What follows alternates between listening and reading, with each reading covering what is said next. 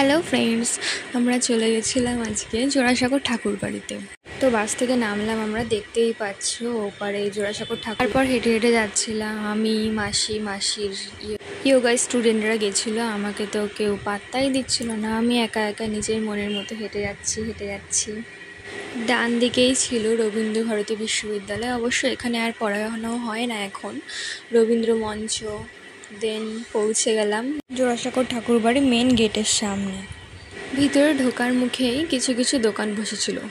তখন অবশ্য তেমন ভিড় হয়নি, আমরা হেঁটে যেতে লাগলাম আর দোকানগুলো দেখছিলাম কি কি বসেছে না বসেছে।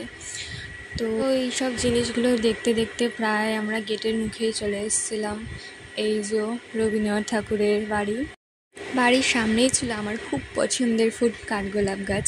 যাই হোক, ডান দিকে এই ফাঁকা জায়গাটা দেখছো, প্রত্যেক বছরই এখানে খুব বড় করে অনুষ্ঠান হয়। এবারে হয়তো কোনো কারণবশত ওখানে হয়নি। মাসিও জিজ্ঞেস করতে গেল, দেন জানতে পারলো যে বাইরে একটি জায়গায় অনুষ্ঠানটি হচ্ছে।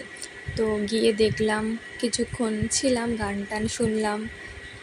এবার ওনার বাড়ির সামনে এলাম মূর্তির কাছে, তো সবাই মালা দিচ্ছিল, অনেক ভিড় ছিল। যাই হোক, এবার ওনার বাড়ির ভিতরের দিকে প্রবেশ করলাম আমরা সবাই। তো ভিতরে ঢুকে দেখলাম ওখানে ভিডিও করা অ্যালাউ ছিল না একদমই, ফটো তোলা অ্যালাউ ছিল। তো বাইরের দিকে একটু ভিডিওটা করছিলাম। যাই হোক, ভিডিও করতে করতে একটু বকাও খেয়েছিলাম। কিছু কিছু ভিডিও করেছি, সেগুলোই দেখানো হচ্ছে এখানে। তো সিঁড়ি দিয়ে নেমে ওনার বাড়ির পুরো মাঝখানে যেখানে অনুষ্ঠান হয় সন্ধ্যার দিকে, সেখানে আসলাম, একটু ছিলাম কিছুক্ষণ বসে। এরপর হেঁটে হেঁটে ওনার বাড়ি থেকে বাইরের দিকে বেরিয়ে গেলাম। তখন ভীষণ রোদ ছিল, যাই হোক খুব গরম লাগছিল। বাইরে বেরিয়ে দেখি অনেক দোকান বসেছিল, অনেক লোকজনের ভিড় হয়ে গেছিলো তখন। তো আমি ভেবে পাচ্ছিলাম না যে কী কিনবো।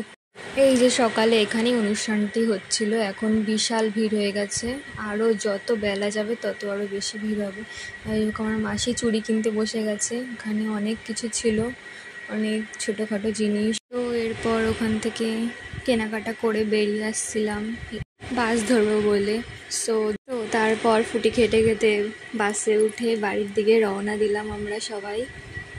এই যে ওনার হাতের তৈরি কিছু জিনিস, ওনার ব্যবহার করা কিছু জিনিস, ওনার ড্রেসিং টেবিল, ওনার বেডরুম, ওনার ড্রয়িং করা কিছু ছবি, ওনার হ্যান্ডরাইটিং, ওনার ফ্যামিলি চার্ট।